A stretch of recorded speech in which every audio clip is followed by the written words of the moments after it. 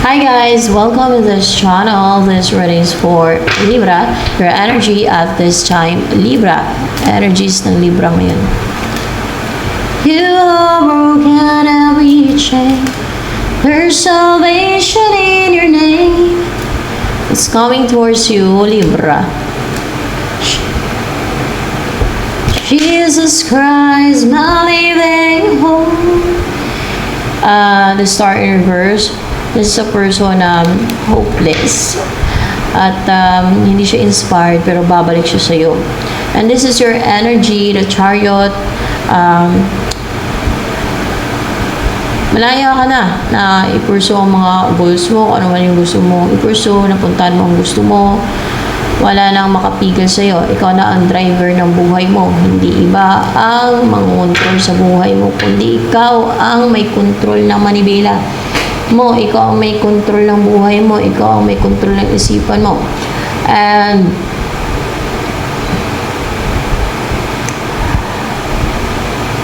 you are passionate to take action, to start something new. Meron kang umpisan na excited ka and pwedeng related sa singing o pag-drawing, nature kasi may ano dito, or related sa pagsusulat, mga ganyan. With your cat, kung may cat ka.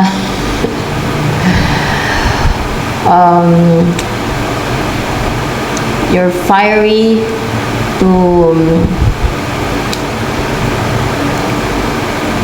start kung ano man yung gusto mong umpisa na gawin, kung ano man yung mga umpisa mong gagawin na yan. Ano yung umpisa mong gagawin? Nine of Swords. Page of Swords in reverse. Yung kakabahan at mag-overthink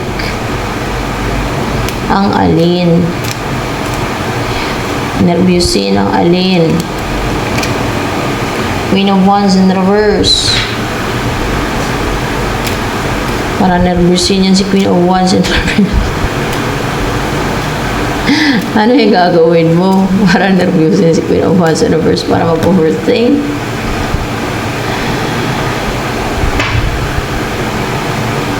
Yung committed ka na ginagawa mo.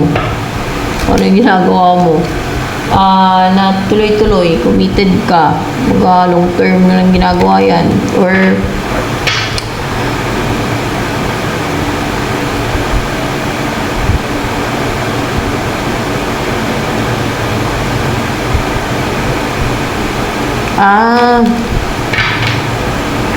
yung para hindi niya makuha yung sayo kasi gustong kunin ni Queen of Wands in reverse yung sayo para makip mo yung sayo.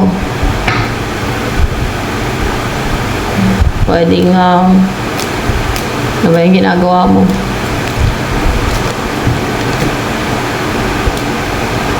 Para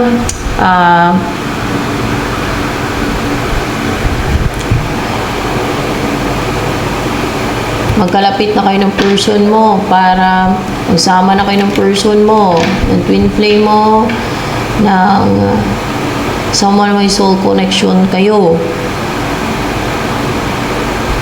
Ano ba yung ginagawa mo dyan sa kay Queen of Wands? Pinapabalik mo sa kanya yung mga ginagawa niya sa'yo. Hindi. May ginagawa ka lang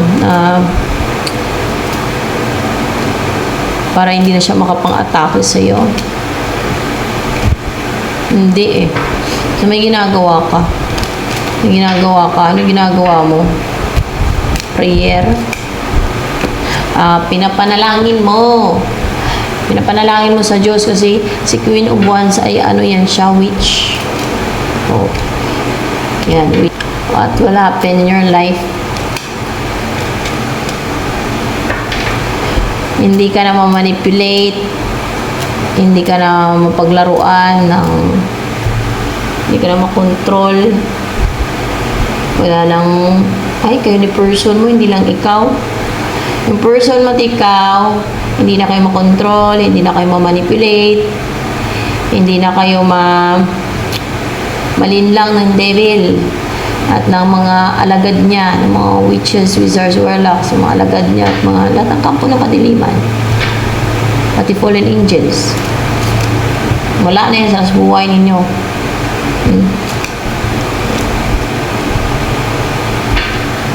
Yan yung pumipigil kasi sa inyo. Yan ang nagpapastock sa inyo. Yan ang pumiring sa mata ninyo, nagpaklaw din ng judgment nyo.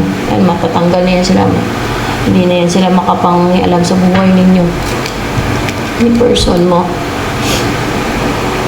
3 of Wands in reverse. Mahinto na matigil na tong pangialam nila sa buhay ninyo, sa inyong koneksyon, pang manipula nila. At hindi na nila mapadelay yung kung ano man yung 6 of Wands. Hindi na nila mapadelay like your union, ganon. Hindi na sila magtatagumpay. The 6 of Wands in reverse sa mga ginagawa nilang manipulation, deceit. Kasi ginagawa nilang witchcraft, di ba? May pagtutulungan pa, hindi na yung magtatagumpay mga witchcraft nila. Spiritual attack, psychic intrusion, mga ganyan. Pati yung pangungontrol nila, pagkakaman, ganyan yung mga pagbigay nila ng mga spell, negativity nila, kung ano man yung binibigay nila sa inyo, hindi na yung magtatagumpay yung mga yan. And mga witchcraft na ginagawa nila, yung mga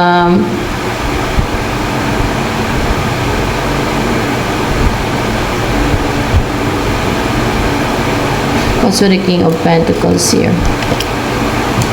Ayun, nagtatagumpay yung witchcraft nila ba? May ginagawa to sila para makuha siguro yung luck mo, kapiran. May ginagawa sila para mawala sa yung luck mo, makuha nila sa yung luck mo, swerte mo. Yan, hindi na yan sila magtatagumpay forever. Hindi na yan sila magtatagumpay forever. Pati yung wish fulfillment mo,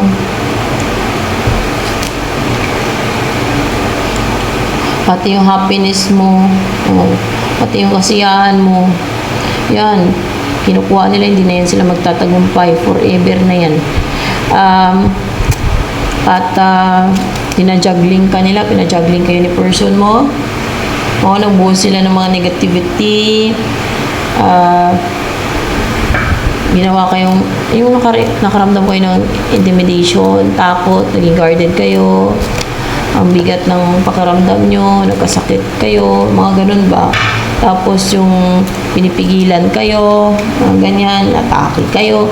Hindi na yan sila magtatagumpay sa mga ginagawa na hindi kayo pinapatulog, gabi, tapos yung mga nawala sa'yo, may mga nawala sa buhay mo, hindi ka na makapag-take ng action ng yung matapang na excited ka na mag-take na action ng umpisa na gusto mong gawin, nare-reject ka ng person mo, nare-reject ka ng lover mo, nare-reject ka sa mga in-applyan mo, kung saan man, hindi na yun magtatagumpay yung ginagawa nila na yan.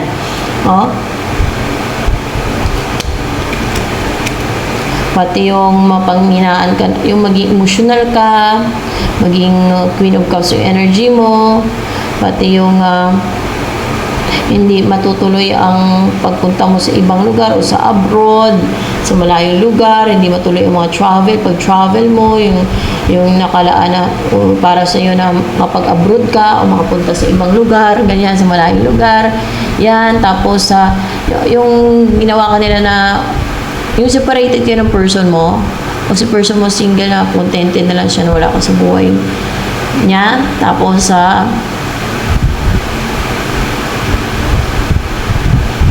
also the Ten of Pentacles here.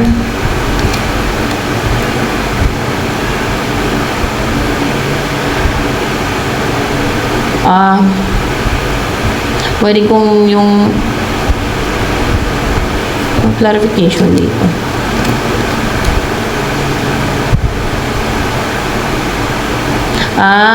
Kasi ito na yung mangyayari sa inyo ng person mo, maging klaro na yung judgment ninyo forever na yan.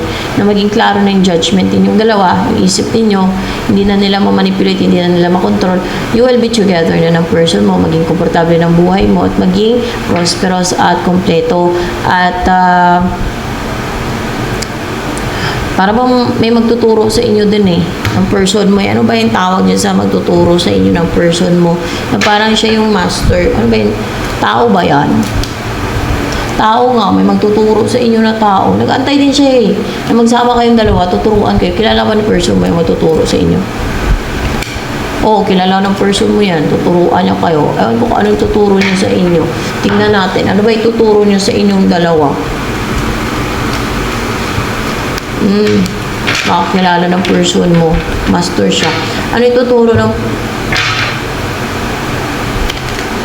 kakilala ng person mo na yon sa inyong dalawa pag nagsama na kayo? Nag-antay nga siya eh, na magsama kayong dalawa eh.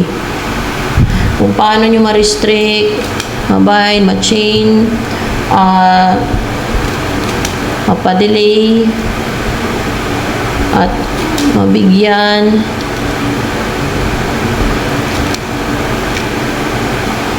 at kung paano nyo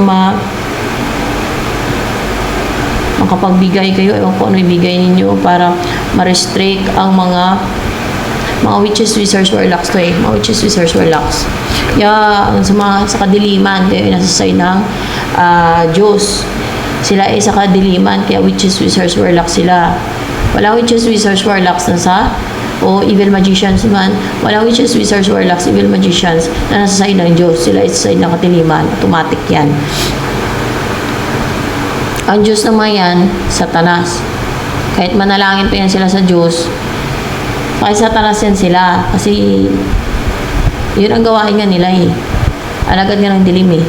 So ayan, na para hindi na sila makapang-control, hindi na sila makapang-manipulate, hindi na sila makapang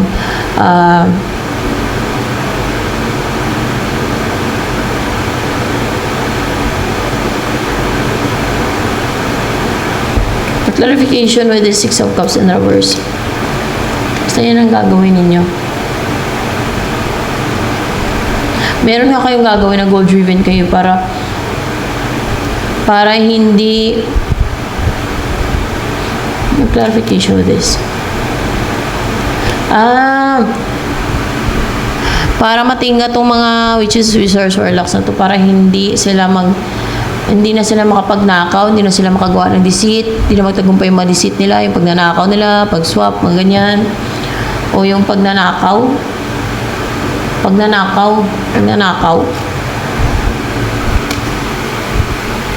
Mga deceit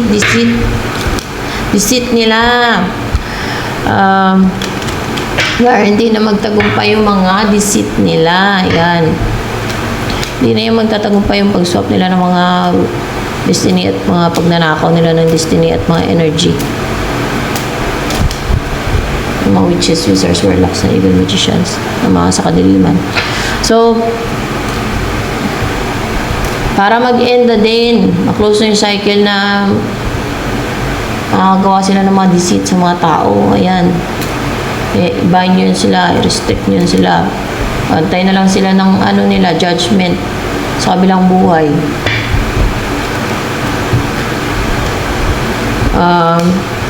Death card.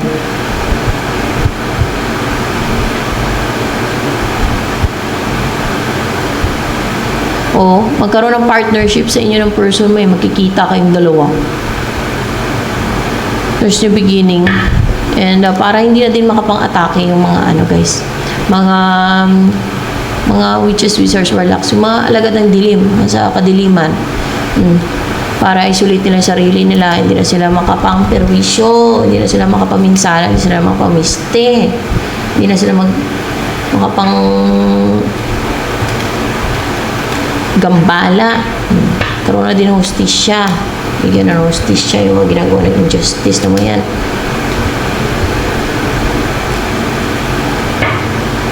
Ay, upright ba to? Parang pa.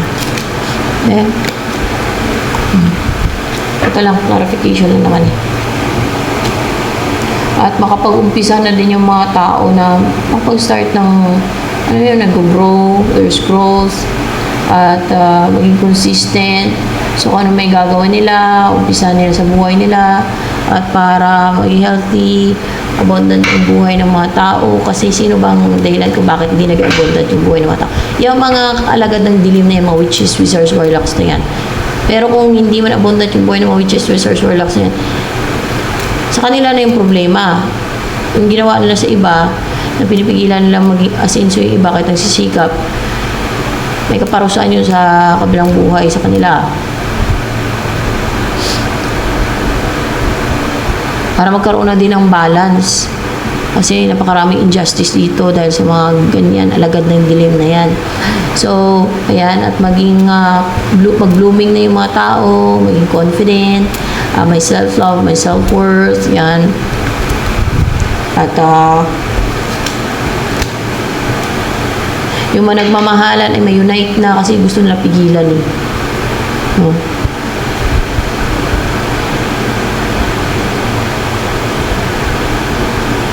Para hindi nila mapigilan yung mga union ng ibang tao. Ito din yung gagawin ninyo eh. Related sa yung hindi nila nagagawa ng deceit.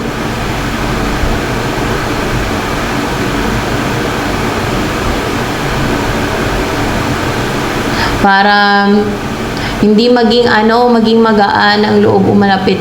Para hindi nga magawa ng deceit o hindi maging magaan, hindi maging malapit ang loob ng mga ginagayuma nila sa kanila. O, di ba? Mga ganun gayuma, magayuma. O, yeah. Kasi deceit nila yan eh, which nga eh. So, yan, ito na lamang for Libra.